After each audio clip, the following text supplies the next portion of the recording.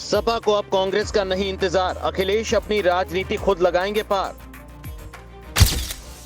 बहुत हो गई दोस्ती, बहुत कर लिया सब्र, अब कर लिया फैसला तो टूटेगा कांग्रेस का हौसला। सपा और कांग्रेस के बीच अब बढ़ चुका है फासला, कांग्रेस से दूर रहकर अब अखिलेश यूपी में साइकिल को रफ्तार देने का दिखाएंगे जज्बा। राजनीति की सतह वैसे तो ऊपर से सपाट दिखती है, लेकिन जो इसकी पिच पर खेलता है उन्हें मालूम है कि यहाँ हर तरह की संभावनाएं बन सकती हैं। पिच कभी भी टर्न ले सकती है, कभी भी उछाल हो सकता है, कभी भी रणनीतियों की गेंद धीमी हो सकती है। कब क्या हो जाए ये दावे के साथ नहीं कहा जा सकता है। अब इसे सियासत की प्रकृति कहिए या फिर मर्म, साथ रहने वाले दूर हो जाते हैं, एक दूसरे को देखकर मुंह बिचकाने वाले, एक दूसरे की सूरत को नकारने वाले दोस्त हो जाते हैं। राजनीति बिल्कुल ही मायावी है। हर दृष्टि से देश के सबसे बड़े राज्य यूपी का हाल तो फिलहाल यही है। तो असर होने के वैसे तो कई कारण हैं। वैसे ये असर मध्य प्रदेश के विधानसभा चुनाव का भी है।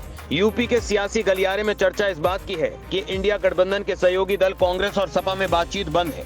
तय तो था कि साथ मिलकर बीजेपी से इंतकाम लेंगे, लेकिन कांग्रेस के सपने में दिखे परिणाम ने सपा से लड़ाई मोल ले ली है। अब लड़ाई आपस में ही हो रही है, इसका अंजाम क्या होगा ये भविष्य के गर्भ में छिपा है। लेकिन सपा और कांग्रेस के बीच जोरदार लड़ाई जारी है। मध्य प्रदेश का चुनाव प्रचार खत्म कर अखिलेश यादव अब यूपी में है। लोकसभा चुनाव को लेकर सपा अपनी नीति के साथ रणनीति बना रही है, लेकिन अब उनका एजेंडा बदल गया है। अब अखिलेश यादव के एजेंडे पर कांग्रेस का साथ नहीं है।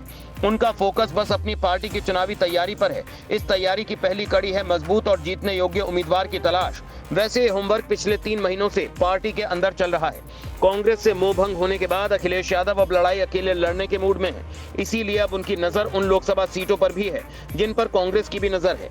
अखिलेश यादव ने अब उन सीटों पर चुनावी तैयारी के लिए पार्टी की मीटिंग बुलाने का फैसला किया है। दावा किया जा रहा है कि दिसंबर के पहले हफ्ते से इस तरह की बैठकें शुरू हो जाएंगी, जिनमें चर्चा होगी कि टिकट किसे दिया जाए। खबर तो ये भी है कि सपा एक सर्वे करा रही है।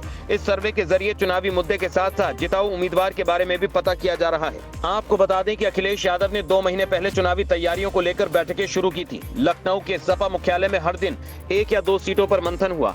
अखिलेश यादव ने उन लोकसभा क्षेत्र के नेताओं को नहीं बुलाया जहां से कांग्रेस के चुनाव लड़ने की संभावना है।